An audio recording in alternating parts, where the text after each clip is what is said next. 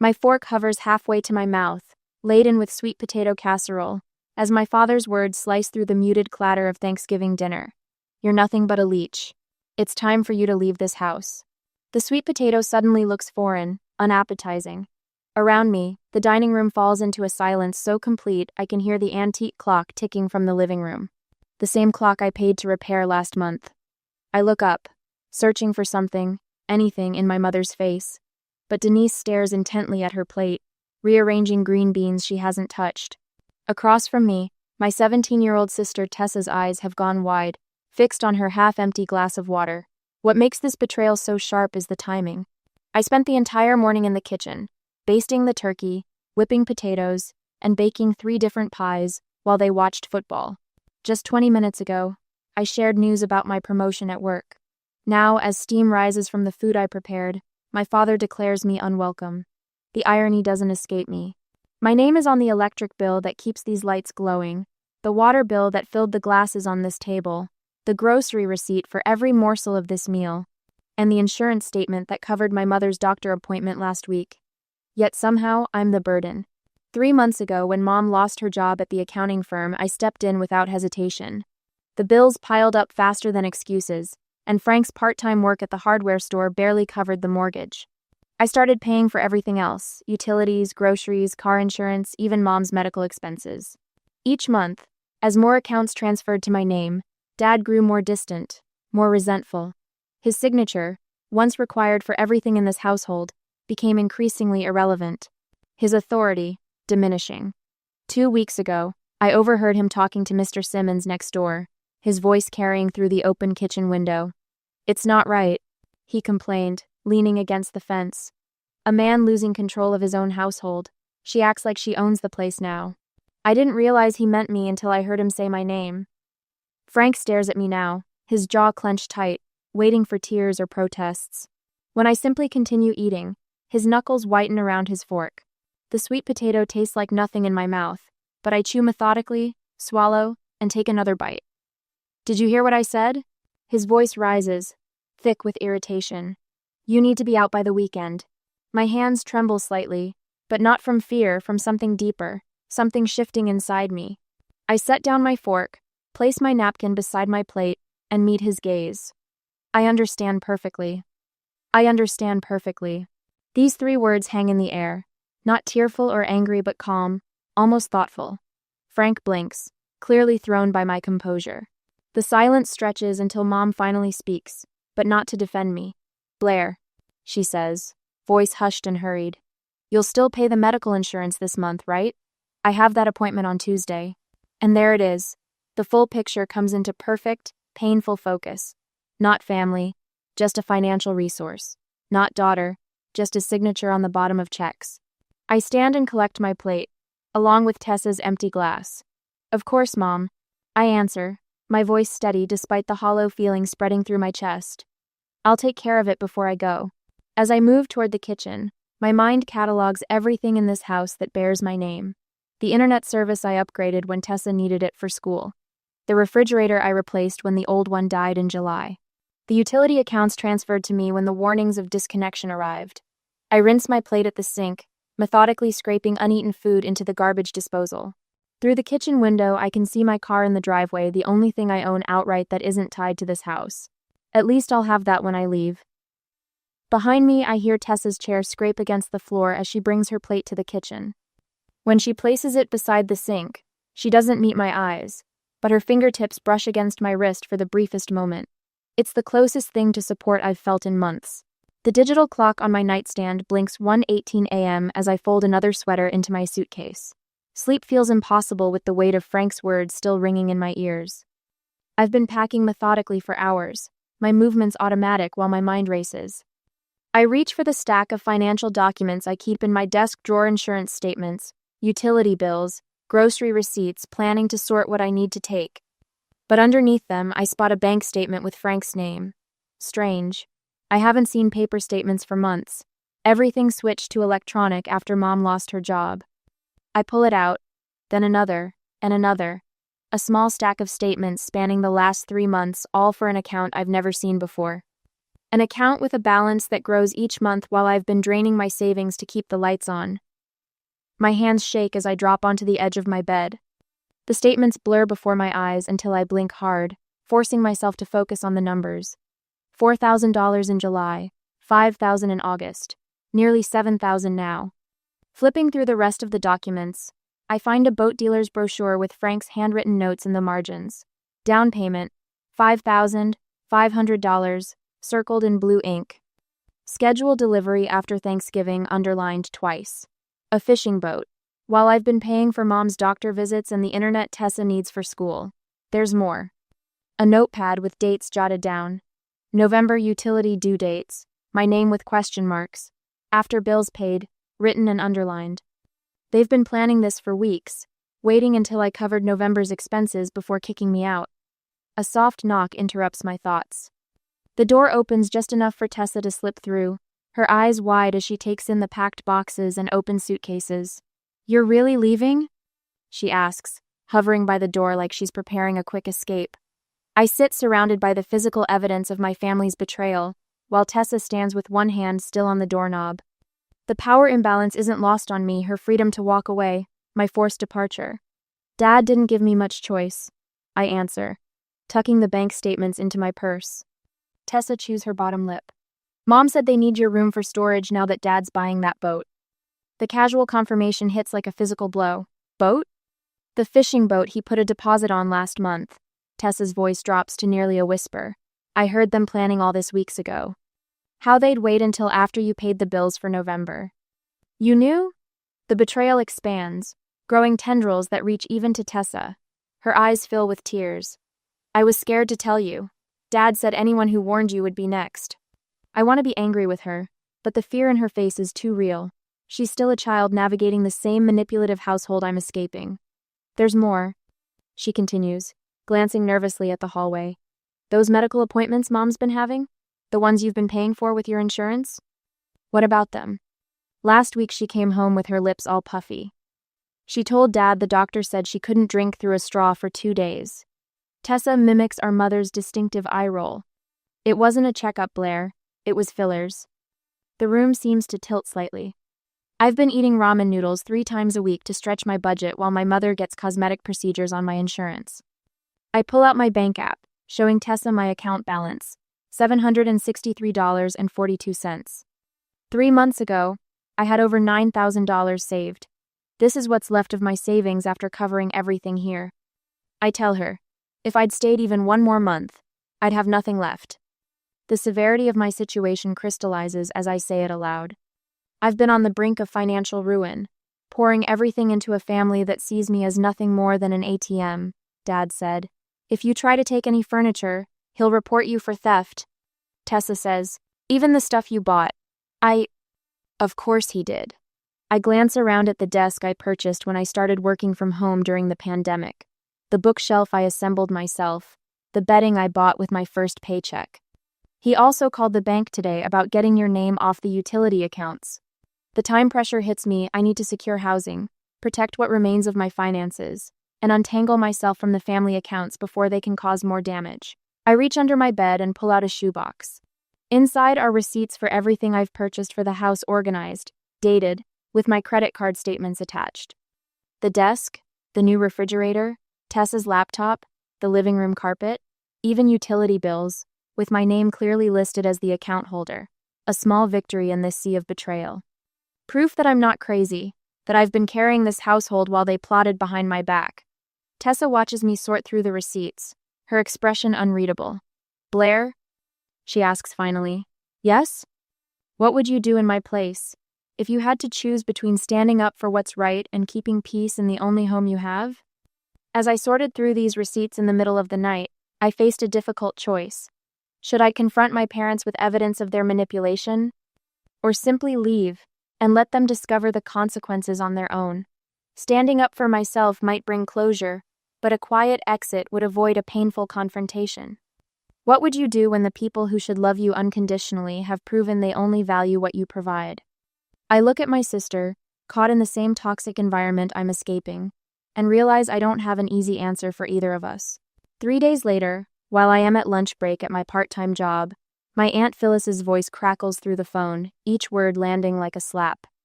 Honestly, Blair, I never thought you'd abandon your parents when they needed you most. I grip the phone tighter, watching my knuckles turn white. 3 days since Thanksgiving, and Frank has already constructed his version of events for the family to consume. Did Dad mention he kicked me out?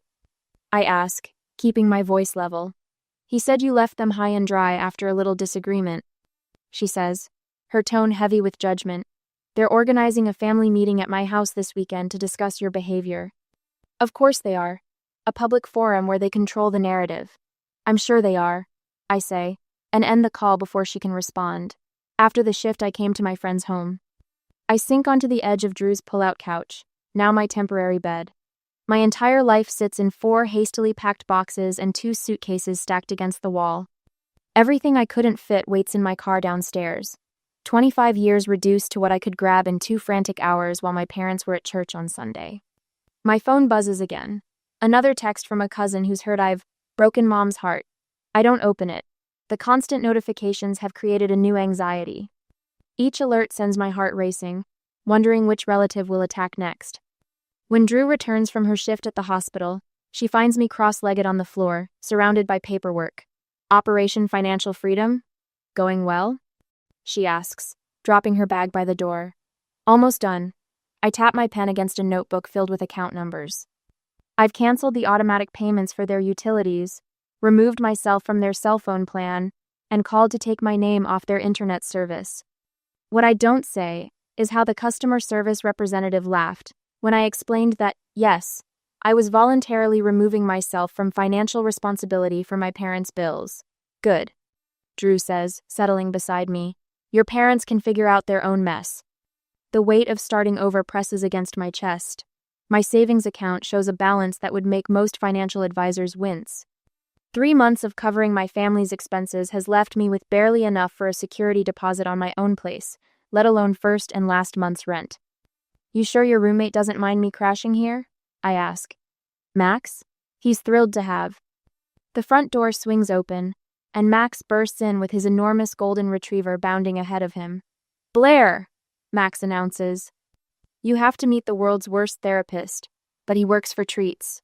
He tosses a tennis ball across the apartment, and Baxter launches after it, all flailing paws and wagging tail. The dog returns, dropping the slobbery ball in my lap with expectant eyes. He thinks you need this more than he does, Max says, his expression serious despite the ridiculousness of the moment. Sometimes the best therapy has 4 legs and terrible breath. When Baxter nudges my hand with his wet nose, I find myself laughing for the first time in days. The sound surprises me, almost foreign to my ears. 5 days after my escape, I sit at Drew's kitchen table, laptop open to job listings that might offer better pay. My current position covers my basic needs, but not the kind of emergency fund I'll need to truly rebuild. My phone lights up with my mother's name. I consider letting it go to voicemail, but something tells me to answer. What have you done? Denise's voice comes through sharp and panicked. The power's out, the internet's down, and my insurance was declined at my appointment. I take a slow breath, feeling strangely calm. I stopped paying for things that weren't my responsibility. But you can't just leave us like this. We're your family. The desperation in her voice might have moved me once, but now I hear the manipulation beneath it. Family doesn't call family a Leech at Thanksgiving dinner. I say, surprised by the steadiness in my voice. Your father didn't mean it. Her tone shifts to something softer, placating. You know how he gets. I do know. That's the problem. I end the call and set my phone down carefully, as if it might burn me. Later that evening, Drew leans over my shoulder as I create new passwords for my email and banking accounts. I notice some suspicious login attempts on your accounts, she says, pointing to the security alerts. We should set up fraud alerts just to be safe. The contrast isn't lost on me, Drew asks, before borrowing my charging cable, while my family felt entitled to everything I owned. Even now, Drew stands a respectful distance away, waiting for my response instead of grabbing the laptop to do it herself. Good idea, I say. Thanks. That night, I find myself scrolling through apartment listings within my budget. Small studios, most of them, but they represent something I've never fully had, a space that's completely mine, where no one can tell me I don't belong. I don't ask anyone's opinion about the neighborhoods or worry whether the kitchens are big enough for family gatherings. The decisions are mine alone. The next morning, I head to a local credit union and open a new account under just my name. I transfer every penny from my old account, the one my parents know about. My phone pings with a text from Tessa. Mom looking for your banking info. Says she needs to check something. Don't trust her. I've barely finished reading when my phone explodes with notifications, 6 missed calls from home in the last hour. Simultaneously, an email appears. Fraud alert, password reset attempt on your banking app. I stare at the screen, anger rising like a tide. They're not just trying to guilt me into coming back. They're trying to take what little I have left. A day later, the bank representative's voice carries a note of concern that feels strangely validating. Miss Mitchell, we've blocked 3 separate password reset attempts from your parents' home address in the last 24 hours. I grip my phone tighter, pacing the small confines of Drew's spare bedroom that has become my temporary sanctuary. And you're certain they can't access anything? Positive. We've flagged your account for enhanced security measures. Any changes will require in-person verification with photo ID. My chest loosens slightly as I thank her and end the call, adding her name to my growing documentation notebook. Methodical calls have yielded similar results: credit cards secured, utilities formally removed from my name, and medical insurance accounts protected with additional verification steps. The electric company representative had sounded almost impressed. Smart move contacting us. Your mother called yesterday trying to reinstate service in your name without authorization. Each confirmation acts like a brick in the wall I'm building between my former life and whatever comes next. Not a wall of anger, though that simmers beneath the surface, but of protection, solid, necessary, and entirely of my own design. Drew appears in the doorway with a steaming mug. Tea with honey. Thought you could use it after all those calls. I accept it gratefully, wrapping my hands around the warmth. Last one done. Nobody can access or change anything without my direct approval now. Drew nods approvingly. How does it feel? Before I can answer, a thunderous pounding rattles the apartment door. The tea sloshes over my fingers as Drew and I exchange startled glances. Blair. My father's voice booms through the wood. Open this door right now. Drew motions for me to stay put, but I'm already moving. This confrontation has been inevitable since the moment I walked out. The pounding intensifies as I approach, each impact like a physical blow.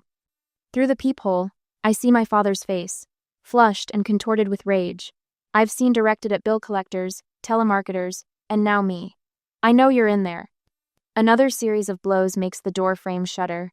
You think you can just abandon your family and destroy our lives? A door opens across the hall, and Mrs. Perkins, a retiree who baked cookies for Drew when he first moved in, peers out cautiously. Her eyes widen at the sight of Frank pounding and shouting. Young man, she calls, her voice quavering but determined. I've already called building security. Frank whirls toward her. Mind your own business, lady. This is between me and my daughter. Your behavior is my business when it disturbs the peace, she retorts, pulling her robe tighter around herself. Frank turns back to the door, his voice dropping to something more dangerous. Blair, if you don't open this door right now, I'll... The threat transforms into action as he steps back and kicks the door hard enough to splinter the wood around the lock. Mrs. Perkins gasps and retreats inside her apartment. My hands tremble as I dial 911, speaking quietly to the dispatcher while Frank continues his assault on the door. Through the damaged wood, I hear the elevator ding, followed by heavy footsteps. Sir, step away from the door immediately. The authoritative voice of the building's security guard cuts through Frank's shouts. This is my daughter's place. I have every right. You have no right to damage property or disturb residents. Police have been called. Frank's response is lost in the sound of sirens approaching outside. Minutes later, I watch through the peephole as 2 officers escort my father down the hallway, his wrists cuffed behind his back, while he continues to shout that I'm the one destroying our family. When the police officer returns to take my statement, I provide it calmly, describing the financial manipulation, the unauthorized access attempts, and today's outburst with the same detached precision I've used in my documentation notebook. The officer Rodriguez, according to his nameplate, nods thoughtfully as he takes notes. Would you like to press charges for the attempted break-in? The question hangs in the air as Drew returns from speaking with building management about the damaged door. Yes. I say, the words small but firm, and I'd like to file for a restraining order. Later, as I watch the police car drive away with my father in the back seat, I wonder, was filing an official report too harsh a response to years of manipulation? Or was it the necessary step to protect myself from further harm? Drew squeezes my shoulder gently. Max is bringing home some security cameras for the entrance. We'll set them up tonight. I nod, grateful for the practical support that asks nothing in return. My phone buzzes with a text from Tessa. Mom took your laptop and camera from your room, said they're collateral for what you owe them. The message lands like a stone in my stomach. More theft to add to the emotional robbery they've committed for years. I thumb a quick response. Do you know where she took them? Tessa's reply comes almost instantly. Heard her on the phone with Parkway Pawn. Said she got $300 for both. Cated. I show Drew the message, anger rising fresh and hot in my throat. Those were worth over $2,000. Do you have the receipts? Serial numbers? I nod, thinking of the meticulous documentation I've maintained for tax purposes. Everything. An hour later, Officer Williams takes my theft report with appropriate seriousness, examining my purchase receipts and noting the serial numbers. Pawning someone else's property is a criminal offense, she explains, her tone professional but kind. We'll contact the shop and recover your items. The system that felt so often stacked against me now works in my service, a strange reversal that leaves me lightheaded with possibility. That evening, my phone begins lighting up with calls from relatives I haven't spoken to in months. Aunt Sarah's message is the first I listen to. Blair, honey, I heard about Frank's arrest. I'm so sorry. We had no idea things were so bad. The neighbors who witnessed Frank's outburst have apparently shared their observations, shifting the public narrative my parents tried to control. The story is spreading, cracks forming in the facade my parents constructed. As I help Max mount the security camera above Drew's door, another text from my mother arrives. The casual entitlement of her words makes my jaw clench. I had to pawn your camera and laptop to cover the electric bill you left us with. Parkway Pawn on 4th Street. You owe me $300 plus interest. In K. I pass the phone to Drew, who reads it and shakes her head in disbelief. The delusion is almost impressive, she mutters, handing it back. I save the message as evidence, my anger not at her audacity but at how long I allowed myself to believe I deserved such treatment. The revelation settles into determination as I finish securing the camera that will capture any future attempts to invade the new boundaries I've built. This time, I'm the one watching. My phone vibrates against the coffee table, my mother's name flashing on the screen. I've been waiting for this call.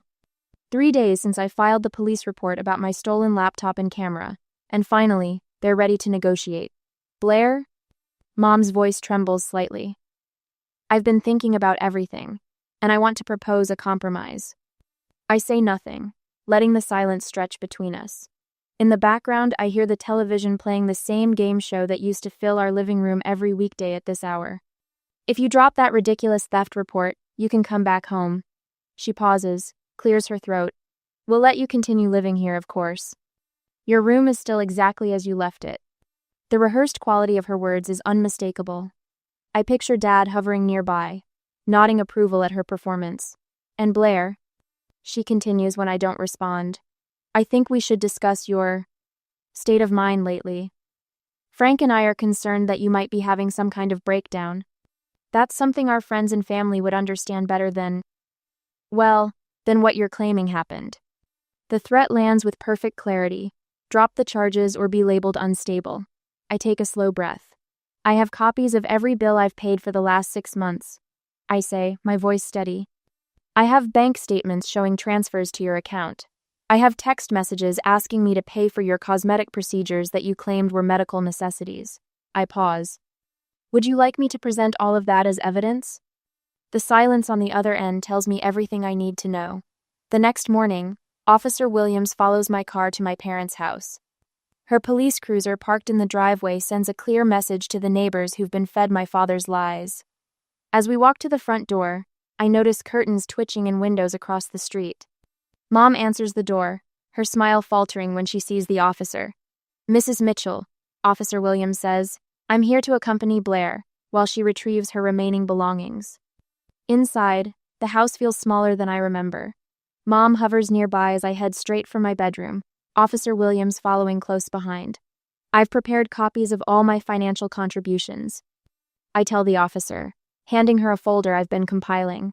Utilities, groceries, medical bills, the new refrigerator I purchased in July, all with receipts. Officer Williams flips through the pages, her eyebrows rising. You paid for all of this while living here? Yes. For the past 6 months, since my mother lost her job. Mom appears in the doorway, arms crossed. That furniture belongs to the family, Blair. You can't just take everything. I pull a stack of receipts from my bag and hold them up. I have receipts for everything I'm taking. Would you like to see them? Officer Williams studies my mother's face, then glances back at the financial records. The surprise in her eyes is unmistakable. Mrs. Mitchell, these documents show your daughter has been supporting this household almost entirely on her own. Mom's mouth opens, then closes. She retreats down the hallway without another word. I work methodically, packing books, clothes, and the remaining items that are unquestionably mine. Through my bedroom window, I can see the neighbors watching from their porches, pretending to water plants or check mail. Let them see. Let them know the truth. When the last box is loaded into my car, I turn to lock the front door one final time. The sound of an engine draws my attention to the street.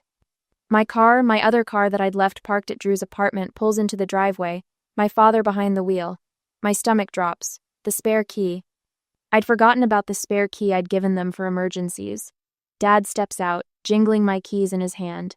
His expression is triumphant as he walks toward me. We need to discuss what you owe us before you take this too, he says, gesturing toward the vehicle I'm about to drive away in. I set down the box I'm holding and reach into my purse, pulling out a folder of documents I've been carrying for precisely this moment. This is the title to that car, I say, holding up the paper.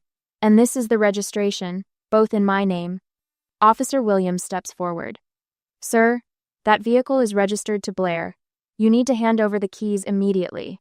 The color drains from Dad's face as he looks from the documents to the officer. His hand tightens around the keys. I paid for her college, her braces, 18 years of... The keys, Mr. Mitchell. Officer Williams extends her hand. Slowly, Dad's fingers uncurl. The keys drop into the officer's palm with a soft jingle. As she passes them to me, I see something I've never witnessed before: my father's complete deflation.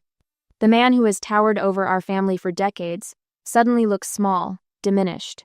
Come near me or my property again, I say, my voice clear and calm, and I'll file for a restraining order.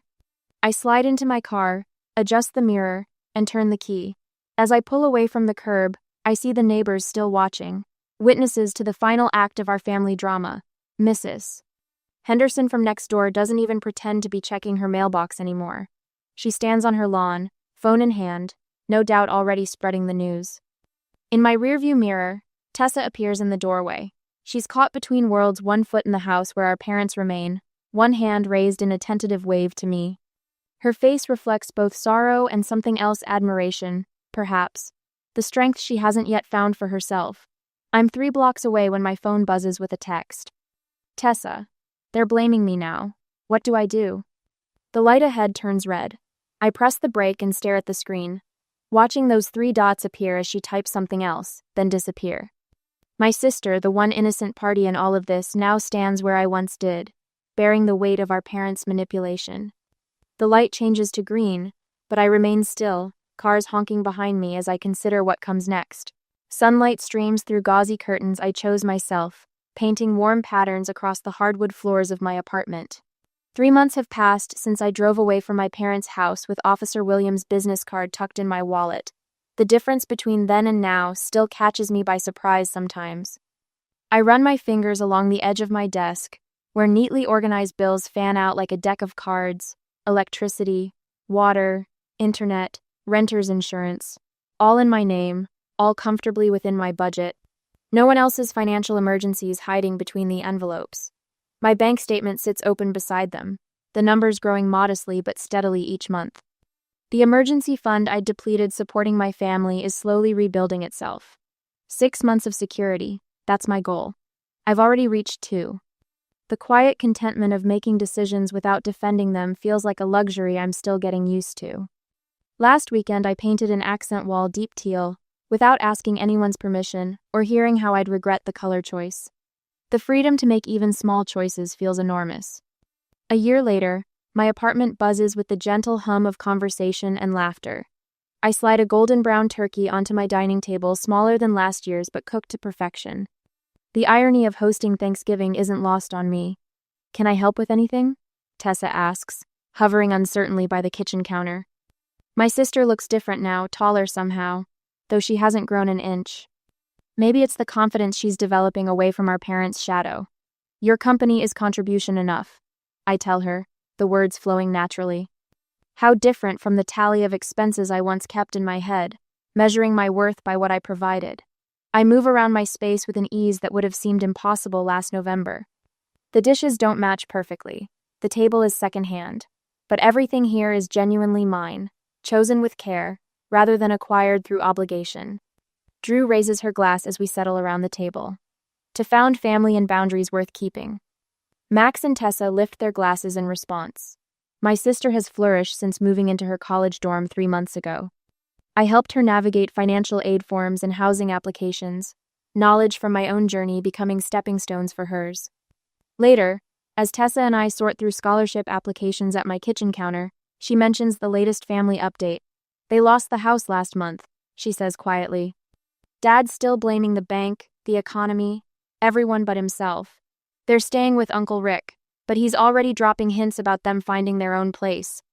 I nod, glancing at the stack of unopened letters on my bookshelf. 5 envelopes, all from my parents, all unread. Setting boundaries doesn't mean I don't sometimes wonder what they say. "They still blame you for everything," Tessa continues, her pen tapping against the scholarship form. "But honestly, they're just facing what would have happened anyway. Your money was just postponing the inevitable." I help her highlight a key section on the housing assistance application, thinking about choices and consequences. As I helped Tessa build her independent life, I sometimes wondered if I should respond to my parents' attempts to reconnect. Is maintaining complete separation the healthiest choice when family has betrayed you so deeply, or is there value in allowing limited contact on your own terms? What would you do when those who should have protected you want back into your life after you've finally found peace without them? The apple pie feels warm against my palms as I stand on my parents' porch, the November wind nipping at my back. I've spent 3 hours perfecting this dessert, Mom's favorite, hoping it might soften whatever tension awaits inside. My knuckles barely graze the mahogany door when it swings open, revealing Dad's broad shoulders and Mom's pearls glinting in the foyer light. Their expressions stop me cold. Dad's jaw is set in that familiar way that means his mind is made up. Mom won't meet my eyes. "Scotty," Dad says, his voice clipped and formal. "This isn't a good time." I blink, confused. "Not a good time? It's Thanksgiving dinner. You said 4 o'clock. You're not invited this year, Scotty." Mom finally looks at me, her eyes hard and unfamiliar. "We thought we made that clear." The pie suddenly weighs 100 pounds in my hands. "Clear? When did you?" Dad shifts his weight, blocking more of the doorway. But not before I catch a glimpse of our dining room through the gap the table set with grandmother's china. Candles lit, wine poured. Dante sits in his usual place, laughing at something. And there, in what has been my chair for 31 years, sits Riley. Riley, who was once my closest friend at the firm. Riley, who now occupies my place like she's always belonged there. Is that Riley? My voice sounds strange, thin and distant. Mom's fingers flutter nervously at her neck. She's been very supportive through this difficult time. In that moment, I realize my family has replaced me without a second thought. The world narrows to this doorway, this threshold I'm suddenly not permitted to cross. Last Tuesday flashes through my mind the afternoon I first noticed the discrepancies. I was reviewing client accounts, preparing quarterly reports, when patterns emerged that couldn't be coincidence. Transfers between accounts that made no sense. Money moving through channels designed to obscure rather than clarify. I'd taken my concerns straight to Dad's office, laptop in hand. "These transactions don't add up," I explained, turning the screen toward him. "Someone's shifting client funds through shell companies before they reach their intended investments." Dad barely glanced at the spreadsheet. "You don't understand how this business works. Leave it alone." "I understand exactly how it works. That's the problem." I pointed to the screen. "This isn't aggressive investment strategy. This is fraud." He closed my laptop with one finger. You're overreacting. This is how we maintain our competitive edge. By stealing from clients? His face darkened. Lower your voice. This discussion is over. But it wasn't over. 2 days later, I confronted him again, this time with more complete documentation. We stood in his wood-paneled office, decades of family photos watching from the walls. Dad, these transactions are illegal. We need to report this. Report what? Your wild accusations? You'd destroy this family over some misunderstanding? He leaned forward, his voice dropping to that dangerous register that used to frighten me as a child. Your loyalty should be to this family first. Always. I remembered how my hands trembled as I closed my laptop, not from fear, but from clarity. For the first time, I saw my father not as the titan of finance I'd idolized, but as a man making choices I couldn't follow. Later, Dante cornered me in the parking garage, his expensive cologne overwhelming in the confined space. My brother, the golden child, the one who never questioned. What are you doing, Scotty? He hissed. Just let it go. You're jeopardizing everything we've built. We didn't build anything on stolen money, I replied. I built my reputation on trust. He laughed, the sound echoing off concrete pillars. Trust? This is finance, not friendship bracelets. Do you have any idea what you're risking? Your career, your inheritance, your place in this family? I did know. I just hadn't realized how quickly they'd make good on that threat. Now, standing on this porch with cooling pie in my hands, it all becomes real. My career at the family firm, my relationships, my financial security, all hanging in the balance. But oddly, as I stare at my father's unyielding expression, I feel something unexpected relief. Like setting down a weight I've carried too long. Keep the pie, I say, placing it in my mother's startled hands. Consider it my parting gift. On Monday next week, after the incident, the file folder in my hands weighs almost nothing, but the documents inside might as well be concrete blocks crushing my chest. I've spent 3 days meticulously reviewing every transaction flagged by the system, and what I've found goes beyond simple accounting errors or aggressive investment strategies. My father has been systematically defrauding clients for years. I flip to the summary page I created, tracing my finger along the timeline of transfers. The pattern is unmistakable once you know what to look for. Client funds diverted through shell companies before being rerouted to accounts that don't match their intended investments. Some money disappears entirely. The elevator doors open to the executive floor at Perez Capital Management. My hands shake so badly I have to tuck the folder under my arm. Mrs. Bellamy's retirement account depleted by 60%. The Whitman's college fund for their twins down nearly $80,000. The Sanderson Foundation's endowment, millions siphoned off gradually over 3 years. I steady myself against the wall, my breath coming in short gasps. These aren't just numbers. They're real people, many elderly, who trusted us with their life savings. Victor's assistant avoids my eyes as I approach his office. He's expecting you, she says quietly. I push open the heavy oak door to find my father standing behind his mahogany desk, backlit by floor-to-ceiling windows, showcasing the Chicago skyline. Dante lounges in one of the executive chairs, scrolling through his phone with affected nonchalance. Uncle Martin, our family's attorney for 30 years, stands near the credenza, nervously shuffling papers. No one offers me a seat. I've reviewed the accounts, I say, dropping the folder onto Victor's desk. My voice sounds steadier than I feel. This is fraud, Dad. Systematic, deliberate fraud. Victor doesn't even glance at the folder. These are complex investment vehicles, Scotty. You've always been impatient with the details. I pulled 5 years of transaction records. I tap the folder. The pattern is clear. Client funds diverted through shell companies, then disappearing or being reinvested for the firm's benefit. It's textbook embezzlement. Martin clears his throat. Scotty, these allegations are extremely serious. You should consider the implications before. Before what? Before our clients discover we've stolen their money? Dante finally looks up from his phone. Jesus, Scotty, lower your voice. You knew. I stare at my brother, the realization dawning. You've been helping him cover it up. Victor walks around his desk, positioning himself between me and the door. We've created wealth for hundreds of families over decades. The market changes. Sometimes adjustments are necessary. Quote, adjustments? You've taken money from elderly retirees who can't afford to lose it. Every client signs risk disclosure forms, Martin interjects. Legally, we're protected. The pieces click into place. That's why you rewrote the client agreements last year. You were creating legal shields. No one denies it.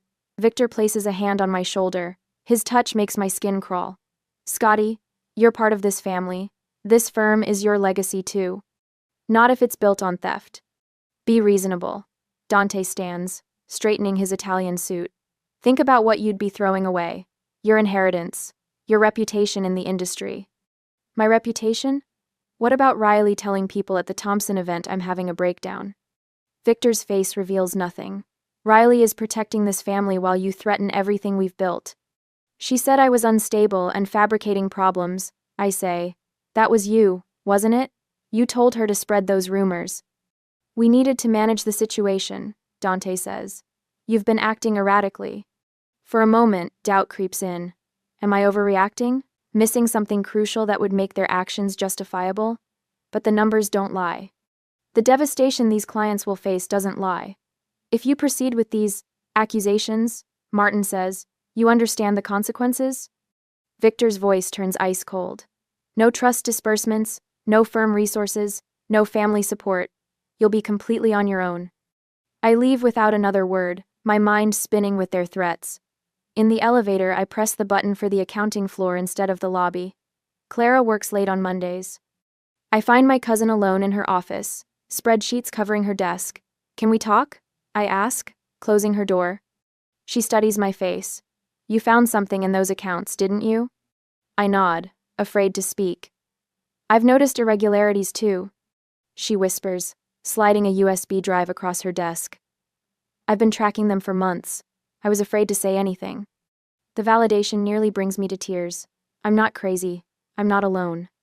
As I drive home that night, I wonder if I should report what I've found immediately, or gather more evidence first. The immediate satisfaction of exposing the truth tempts me, but patience might yield a more complete victory. What would you do when the stakes involve your own family's future? 2 days later, the press release appeared on my computer screen like a digital slap. My father's carefully worded announcement about my temporary leave of absence from Perez Capital Management cites personal issues requiring immediate attention. The subtext is clear. Scotty Perez is unstable, unreliable, not to be trusted with your money. My phone rings. Third client today calling to withdraw their business from my fledgling agency.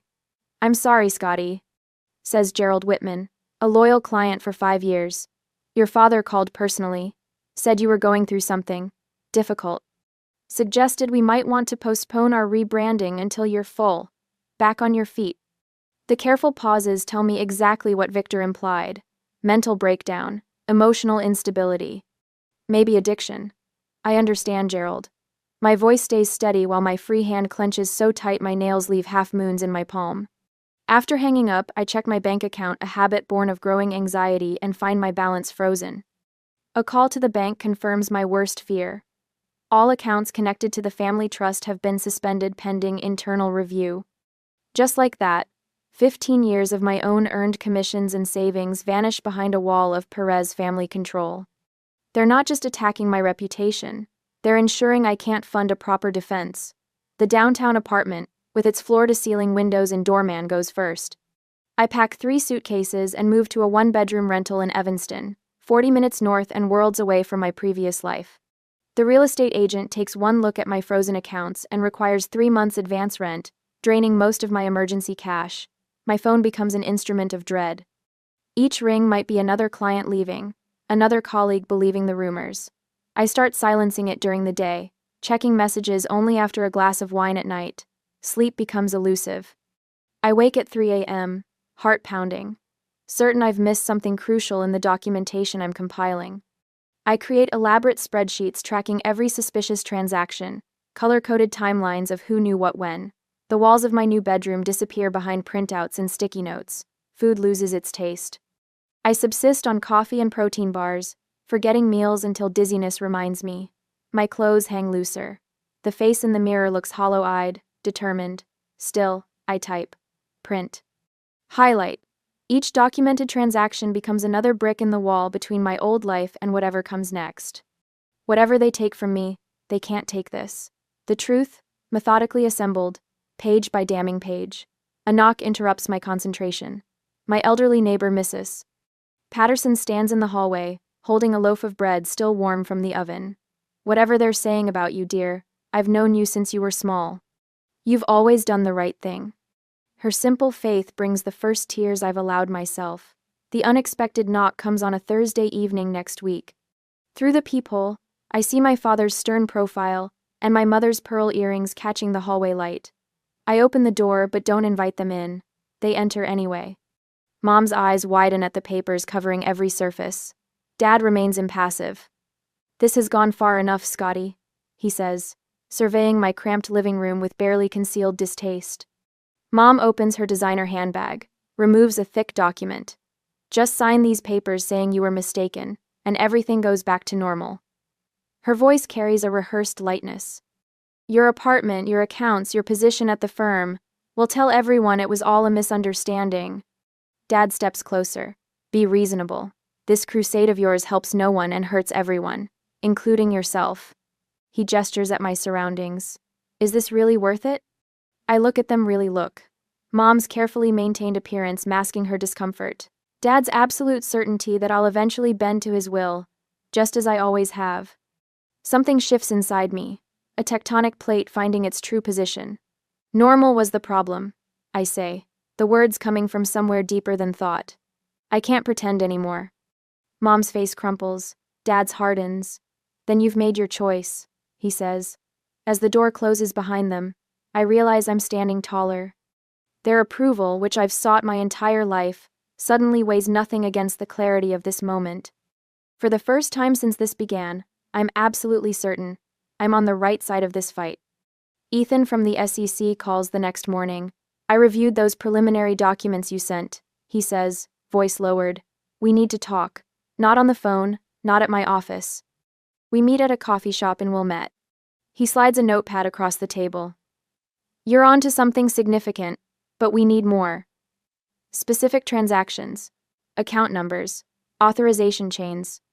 Later that evening, Clara calls from her car. I'm parked 3 blocks away. My cousin whispers, "Victor doesn't know I made copies of the quarterly reports he tried to alter. I'm bringing everything." With each conversation, each piece of evidence accumulating, I feel a shift. My voice grows firmer in meetings. My hands no longer shake when the phone rings. When I speak about what I've found, I no longer sound like someone seeking validation, but like someone presenting undeniable facts. The truth, it turns out, has its own gravitational pull. A week later, the SEC investigation file grows. Ethan helps me organize the evidence chronologically, building an airtight case. Clara continues feeding me internal documents, each more damning than the last. Then comes the unexpected breakthrough. Uncle Martin has been keeping his own detailed records for years, an insurance policy against the day Victor might turn on him too. His secretary reaches out, offering access to the hidden files. I'm reviewing Martin's documents when my phone lights up with a name I never expected to see again. Riley. Her message is brief. "We need to talk before it's too late. For both of us." My finger hovers over the screen. 2 days later, after gathering enough documents, the conference room at the SEC feels sterile and impersonal, all glass and steel and uncomfortable chairs. It suits my purposes perfectly. I slide the last document across the polished table to Ethan Caldwell, watching his expression carefully as he reviews it.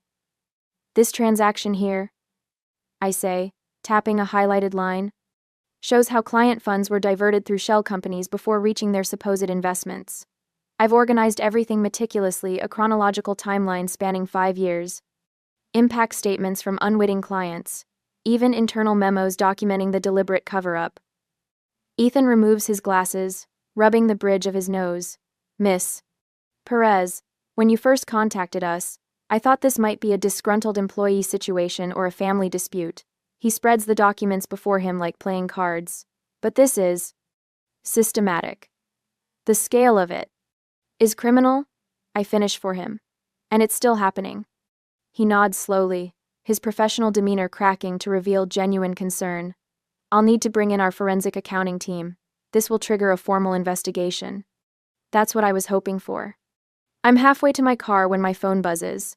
"Riley." I almost decline the call, but curiosity wins out. Can we meet? Her voice has that artificial sweetness I used to mistake for warmth. Just you and me, like old times. The Standard downtown, 1 hour? The elegant lounge of the Standard is mostly empty at this hour. Riley sits at a corner table, a tumbler of amber liquid before her, fingers drumming nervously against the glass.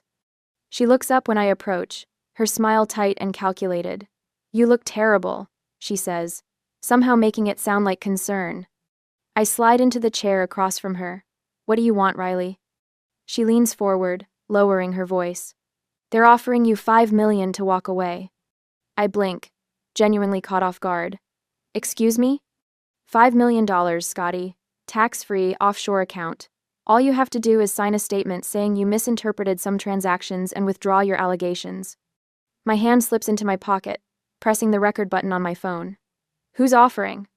Your father, of course. With Dante's full support, she sips her drink. You won the point, Scotty. You proved you have principles. Now take the win and the money. That sounds an awful lot like a bribe to obstruct a federal investigation. Riley laughs, but it doesn't reach her eyes. Don't be dramatic. It's a family settling a disagreement privately. By offering money to conceal fraud? By offering you a way out before everyone gets hurt. She pushes an envelope across the table. Names, account numbers, transfer instructions, 5 million reasons to let this go. I don't touch the envelope. You do realize you're explicitly confirming there's something criminal to cover up? Riley's smile falters. Too late, she recognizes her mistake. With the SEC now fully investigating my family's firm, I wonder if I should accept their offer to join the restructuring board. Would I be compromising my principles by trying to save what could be saved? Or would walking away completely be the cleaner break? The next morning, Clara calls. I've sent everything to Ethan, she says without preamble. Account records going back 7 years, internal memos, even Dad's private notes from board meetings. Thank you, I whisper, throat tight with unexpected emotion. That couldn't have been easy. Easier than living with lies. Martin's cooperating too. He's turning over documentation of all the legal workarounds they used. By afternoon, it's happening faster than I anticipated. Ethan confirms the SEC has frozen the firm's primary assets and launched a formal investigation.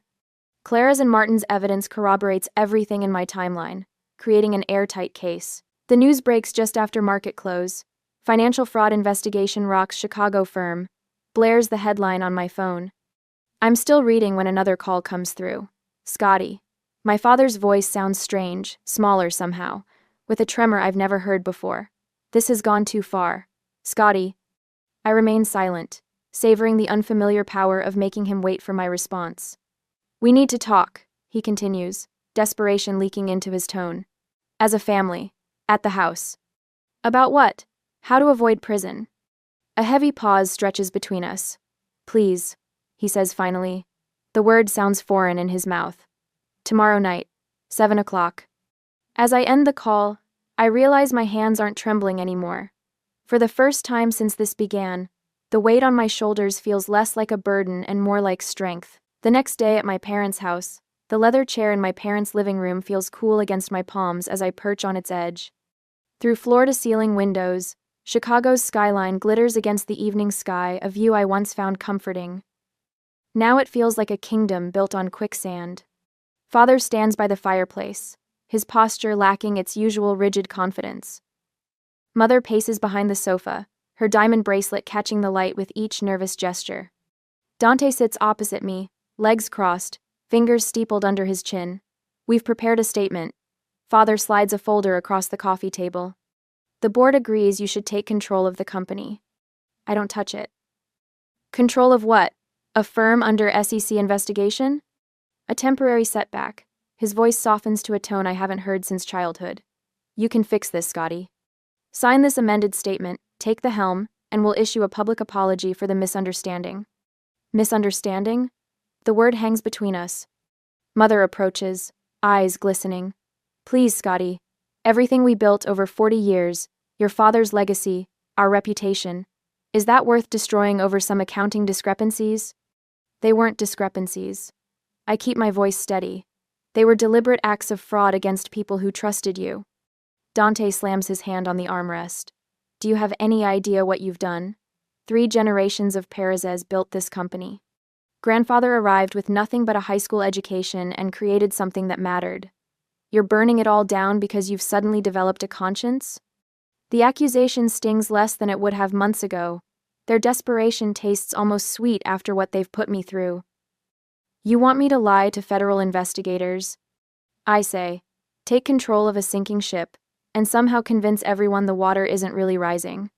Father sits beside Mother, takes her trembling hand in his. We're offering you everything. The company, a public vindication, your place in this family restored. My place? I pull my laptop from my bag. Let me show you what I've been working on instead of accepting your bribes. I open a spreadsheet and turn it toward them. This is a restitution fund I've established for the clients whose money you stole. Mother gasps. Father leans forward, eyes narrowing as he scans the figures. I've committed my entire savings, including what I set aside for my bonuses before I knew what was happening. Clara has contributed her trust fund portion. Even Uncle Martin added what he could. Dante stands, pointing at the screen. This is insane. You can't possibly cover the losses. Not all of them, I admit, but enough to help the worst affected clients, the retirees who invested their life savings, the small business owners who trusted us with their employees' pensions. You would bankrupt yourself for strangers? Father's voice sounds hollow. For the truth. I close the laptop. A legacy built on lies was never worth protecting. The room falls silent except for Mother's soft weeping. The city lights shimmer through the windows, indifferent to our family drama. I remember standing in this room as a child, watching Father close deals over the phone, believing he was something greater than ordinary men. I've brought the paperwork to formally resign from the family trust. I remove an envelope from my bag. I'm relinquishing my inheritance, my shares in Perez Capital, and my rights to any family properties. Father's face drains of color. You can't be serious. I've never been more serious. I slide the papers across the table. I've had my lawyer review everything. It's binding once you sign. Ha! Father doesn't move. Dante snatches the papers, skims them, then tosses them back on the table. This is your final answer? Father's voice cracks. You would choose strangers over your own blood? The question hangs between us. I think of all the times he lectured me about family loyalty, about protecting our own. I chose the truth, I say quietly. You taught me that family protects its own. Those clients trusted us to protect them. They were our family too. Father collapses into his chair like a marionette with cut strings. Mother sobs into her hands. Dante paces to the window, turns his back on all of us. The SEC will announce formal charges tomorrow morning. I stand, suddenly eager to leave this house that no longer feels like home. They have everything they need. Did your mother know? Father asks, his voice barely audible. I hesitate, looking at Mother's crumpled form on the sofa. That's not for me to say. I gather my things, walk toward the foyer. Something catches my eye on the mantelpiece, a collection of family photos in silver frames. My graduation picture, always positioned center front, is missing. In its place sits a gap, like a missing tooth in a forced smile. They erased me before I even walked in tonight. I pause at the door, waiting for someone to call me back, to ask me to stay. The silence stretches. I step outside, pulling the door closed behind me with a soft click that sounds like freedom. 1 year later, my Evanston townhouse smells of fresh paint and possibility. The morning sun streams through uncurtained windows, casting golden rectangles across the hardwood floor where I've spread client files. 6 months since the SEC investigation concluded, and my new financial advisory practice already has 37 clients, not the billion-dollar portfolios Dad and Dante managed, but honest people with modest savings who deserve protection. I sip coffee from my chipped Northwestern mug while reviewing Mrs. Henderson's retirement plan. She taught 3rd grade for 40 years and trusted me with her future after reading the Financial Times profile calling me the reformer changing industry standards. The article sits framed not on my desk but in my kitchen, where I'll see it during doubtful moments. Bigger isn't better, I tell my reflection in the window. Honest is better. My phone buzzes with a text from Clara. Don't forget cranberries. Everyone arrives at 4. I smile. 1 year since I stood on my parents' porch with that pie. 1 year of rebuilding. The kitchen counter overflows with Thanksgiving preparations. Turkey roasting, potatoes waiting to be mashed, green bean casserole bubbling. No family china here, just mismatched plates I've collected from secondhand shops, perfect in their imperfection. By 4, my dining room hums with conversation. Clara arranges flowers while Martin carves the turkey. Ethan from the SEC discusses retirement with Mrs. Henderson, whom I invited because no one should spend holidays alone. Former colleagues who stood by me when rumors flew fill the remaining seats. I clink my glass for attention, surprised by my steady hand. Last Thanksgiving, I lost what I thought was everything. I say, looking around the table. Today I realize I've gained what matters most. To second chances, and the courage to take them. And to family, Clara adds, raising her glass. The one we choose, not just the one we're born into. We toast, laughter warming the room more than my ancient radiators ever could. For the first time in months, I feel no phantom weight on my shoulders, no need to glance over them. The conversation flows like wine stories shared, bonds strengthened. These people stood beside me when standing anywhere was difficult. Your father asked about you at the sentencing, Martin mentions quietly as we load the dishwasher later. Dante too. I nod, carefully placing a wineglass on the top rack. I heard the ethics board wants me to consider a position, I say, to help restructure industry standards. You'd be perfect, Martin says. Your name means something different now. Integrity, not just legacy. The doorbell interrupts us. Through the peephole, I see Dante standing alone on my porch, holding a covered dish, his shoulders hunched against the November chill. His expression lacks the arrogance. I remember his face thinner, eyes shadowed. I hesitate, my hand on the doorknob. The board position papers wait unsigned on my desk. Moving forward doesn't mean forgetting the past, but perhaps it means not being imprisoned by it. As I stand at my own doorway, now with the power to exclude or welcome, I wonder if true healing comes from extending the forgiveness we were once denied, or if some boundaries should remain firm even after the storm passes. What would you do when faced with a family member who once betrayed you, but now stands humbled at your door? I take a breath and open the door wider.